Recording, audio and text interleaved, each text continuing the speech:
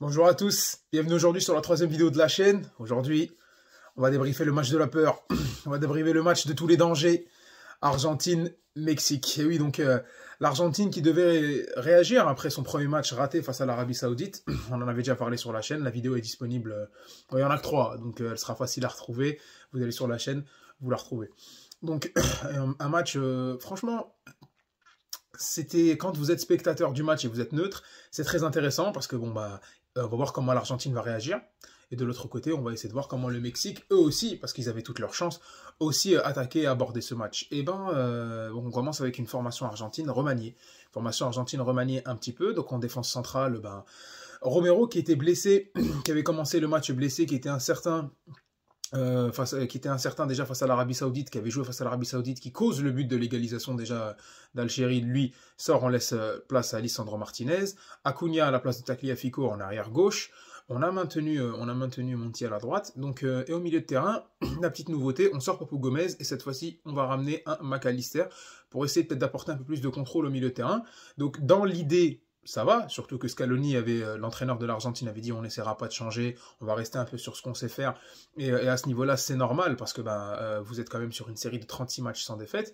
Et c'est pas juste une défaite face à l'Arabie Saoudite, un peu sur 2 actions et beaucoup de courage. Donc en gros, c'est un format Coupe du Monde, de ce que beaucoup d'équipes qui sont généralement inférieures peuvent mettre comme ingrédient pour une Coupe du Monde.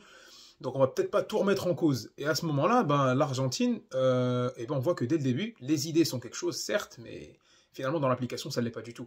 Dès les premières touchées de balle, dès les premiers touchés de balle, on le sent. Les contrôles sont mal faits. Il n'y a pas de passe, il n'y a pas de prise de risque. On voit qu'il y a une équipe qui a peur. Et c'est exactement pour ça qu'on avait dit le match de la peur. Déjà au-delà de peur de se faire éliminer, mais ils ont même peur de jouer.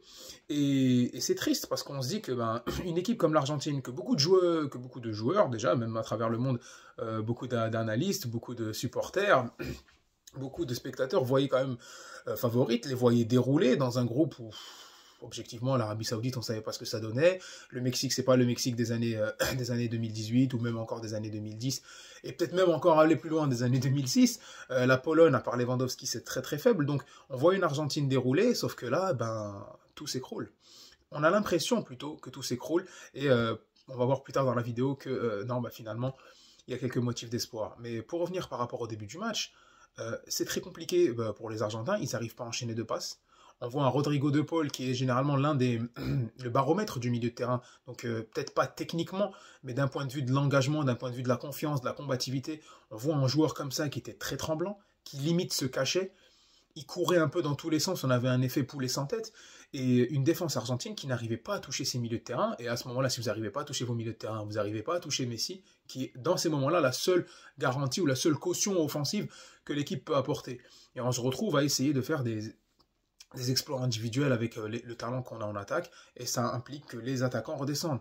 On a eu un Lionel Messi redescendre aider ses milieux de terrain plusieurs fois, alors qu'il y en a 3 cette fois-ci, même si McAllister, lui, est décalé un peu plus sur le côté gauche, mais quand même, il essaie d'apporter ce surnombre-là au milieu de terrain, ça n'a pas aidé.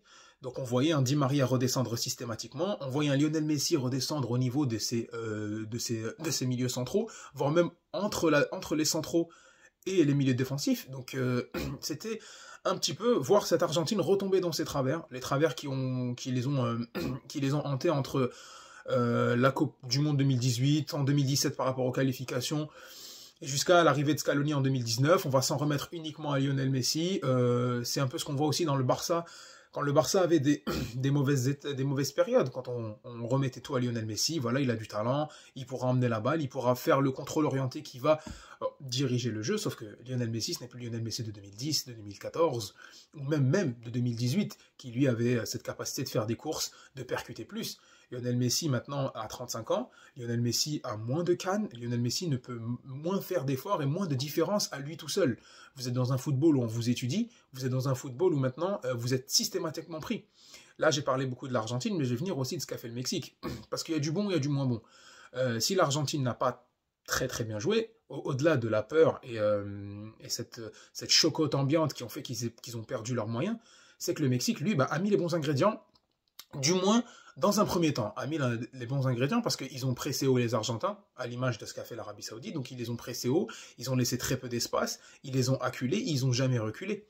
Donc, et à ce moment-là, Messi avait systématiquement Guardado, pardon, qui lui tournait autour. Chaque prise de balle, quelle que soit la distance par rapport au but où il était, ils étaient nombreux. Et on se rend compte que les Argentins ne peuvent pas attaquer parce que les Mexicains étaient bien en place. Systématiquement, ils allaient prendre un joueur à 2, à 3. Et quand vous êtes défenseur et que vous prenez le risque de partir à 2 ou à 3 sur un joueur, même aussi technique que Di Maria par exemple, aussi technique que Lionel Messi, le risque c'est que s'il y en a 2 ou 3 sur vous, c'est qu'il y en a 2 ou 3 en moins quelque part ailleurs. Et c'est ces espaces-là qu'il faut exploiter pour les joueurs argentins, chose qu'ils n'ont pas faite. Donc c'était une semi-prise de risque pour une équipe comme le Mexique qui allait sur les joueurs argentins, sachant que si on est 2 sur Messi, il y a de l'espace qui se libère ailleurs, les Argentins ne le prenaient pas parce qu'ils avaient peur de se prendre des contres, se prendre une accélération d'un joueur comme Irving Lozano, qui finalement, du côté du Mexique, était bien seul. Donc on avait cette équipe argentine qui bafouillait son football, qui n'arrivait même pas à s'exprimer. C'est juste à la dernière minute de la prolongation, on a vu une petite attaque, enfin une montée d'Acuna, une petite combinaison, et encore ça débouche sur un centre raté, et ça finit en corner. Donc ça c'était pour une première mi-temps très décevante, parce que le Mexique, on l'avait vu face à la Pologne, c'est pas flamboyant, même si je pense qu'ils étaient meilleurs sur le match que la Pologne. Mais on savait que ce n'allait pas l'équipe qui allait mettre en danger d'un point de vue du jeu l'Argentine.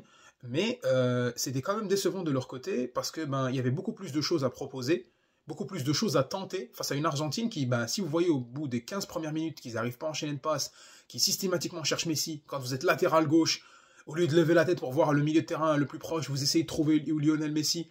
Et ça s'est vu. Quand je suis moi défenseur mexicain ou je suis joueur mexicain, à ce moment-là, il faut les enterrer. Il faut les enterrer parce qu'il y a un constat plus grave à faire. C'est que quand vous avez une équipe d'Argentine qui a passé 36 matchs sans défaite, une équipe d'Argentine qui a depuis 2019 construit un groupe, on sait que ce n'est pas les joueurs les plus talentueux au monde. Même dans la Copa América 2021, face au Brésil, vous prenez le 11 brésilien, le 11 brésilien, 11 argentin, vous prenez le 11 brésilien tous les jours. Ils sont meilleurs à quasiment tous les postes, peut-être au poste de Lionel Messi et le poste de numéro 9. Ils ont été incroyables. Mais qu'est-ce qui fait que l'Argentine a gagné? C'est ce bloc défensif. Cette capacité à se trouver en tant que groupe qu'ils n'avaient pas en 2018, qu'ils n'avaient pas en 2019, qu'ils n'avaient pas en 2017 ou en 2016 ou en 2015, malgré tous les grands joueurs qu'ils avaient, malgré la pléthore de talents dont ils avaient. Ils n'ont pas ça. Ils n'ont plus ça. Et c'est triste de voir que pendant 36 matchs, tu réussis à travailler ça, et qu'une défaite face à l'Arabie Saoudite où tu rates un petit peu ton entame de deuxième période, parce que c'est ça, hein, tu rates ton entame de deuxième période, et tout s'écroule. Et il y a cette peur-là parce que, selon moi, il y a une surémotionnalisation de cette Coupe du Monde. Et ça, faut en parler. Parce qu'ils surémotionnalisent la Coupe du Monde parce que c'est la dernière de Messi. On va le faire pour Lionel Messi. Ouais, sauf que, ok, tout le monde veut. N'importe quel fan de foot, ça lui ferait plaisir de voir Messi, au même titre que Cristiano Ronaldo, remporter cette Coupe du Monde parce que c'est des stars du foot, c'est parmi les meilleurs joueurs de tous les temps. Sauf qu'à ce moment-là, moi je suis argentin. Ok, je veux bien faire plaisir à Messi, mais c'est mon pays, c'est mon histoire que je dois écrire. Et quand bien même tu veux faire plaisir à Lionel Messi, c'est pas le meilleur visage à montrer. Si en phase de poule, tu perds face à l'Arabie Saoudite et tu trembles à ce point, comment tu vas faire si demain tu dois affronter une équipe de France qui est très solide, qui est très compacte, qui malgré ses blessés montre de la personnalité et qui met l'un des plus beaux matchs de ces peut-être les 10 dernières années en termes d'aboutissement footballistique qu'ils ont fait face au Danemark. Tu tombes face à une équipe comme ça, une équipe comme l'Espagne qui a remué l'Allemagne hier. Comment tu fais? Donc là, c'était le message qu'il fallait que les Argentins intègrent, et il a fallu un éclair de génie. Il a fallu un éclair de génie à la 70e minute, peut-être un peu, voilà, dans les eaux de la 70e minute, une frappe de Lionel Messi. Incroyable, parce que faut reparler du but. Parce que là, je les ai pas mal découpés, je les ai pas mal taillés. Mais là, il faut parler de l'exploit individuel. Il prend la balle, contrôle orienté. Moi, dès que la balle touche son pied gauche et que ça part, moi, je me dis à frappe. Moi, je voyais une frappe un peu style Lionel Messi face au Paris Saint-Germain en Ligue des Champions quand il était encore à Barcelone. Là, il met une frappe. Comment vous êtes en plein axe et réussir à la mettre petit filet face à Memo Ochoa à 20-25 mètres et que ça va au sol, que ça rase le sol. L'exploit, il est incroyable. Le fait que le but soit aussi incroyable, c'est un exploit à double titre, parce que c'est un exploit technique, et c'est un exploit aussi de relever ses coéquipiers qui étaient en dessous de tout, et les remettre dans le match. Même s'ils ont peut-être un peu mieux intégré la deuxième période, mais somme toute, ça restait quand même très faible. Et là, les remettre dans le match, on voit qu'un public au stade complètement acquis à la cause des Argentins, ils étaient extrêmement nombreux, et là, l'équipe se réveille un petit peu. Et c'est là où on se dit, bon, bah, ça va, il y a des motifs d'espoir. Parce qu'après, il y a l'entrée de Enzo Fernandez, qui lui, but incroyable, passement de jambe, crochet, frappe enroulée, mais au choix, qui peut rien faire. Et on voit que bah, finalement, ça se joue pas à grand chose. Il fallait peut-être débloquer ce côté mental.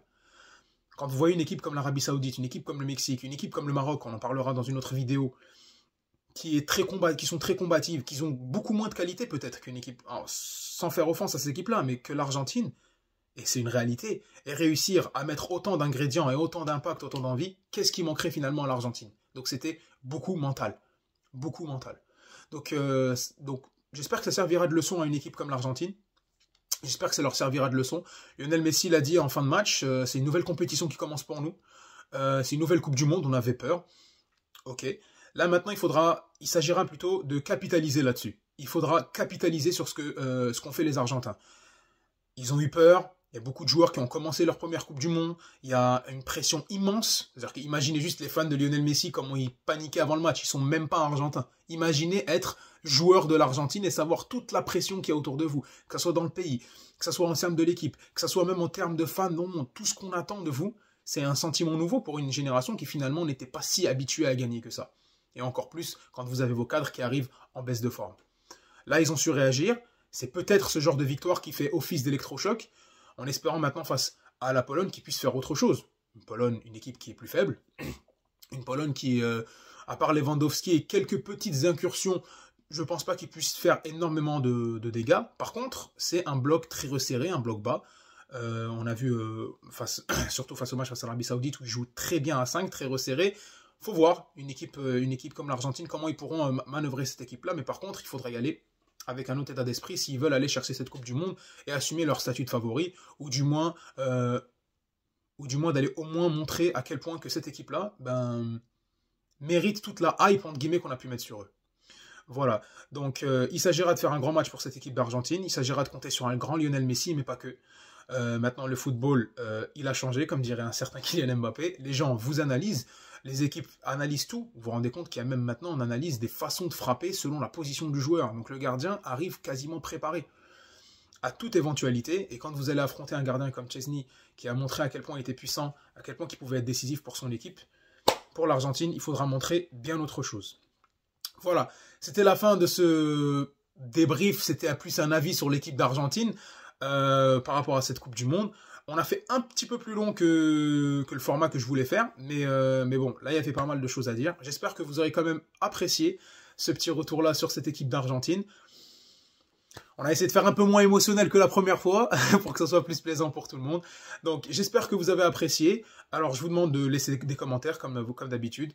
Vous me dites ce que vous en pensez, des commentaires justement, comment on pourrait améliorer le fond, comment on pourrait améliorer la forme, peut-être quel match vous voulez voir comme réaction pour la prochaine fois. Et je vous demande peut-être, si vous voulez, si ça vous plaît, de vous abonner. Et on se retrouve très bientôt pour la prochaine vidéo. Donc ce qui est prévu normalement, c'est un retour sur la performance du Maroc face à la Belgique, parce que là, il faut le souligner. Et aussi, je pense, une vidéo à la fin de la phase de poule de l'équipe de France pour parler à peu près de cette phase de poule-là de l'équipe de France et de comment elle a abordé cette Coupe du Monde et comment elle est en train d'évoluer, parce que c'est un sujet très, très, très intéressant. Donc voilà, merci encore et abonnez-vous s'il vous plaît. On se voit bientôt. Au revoir.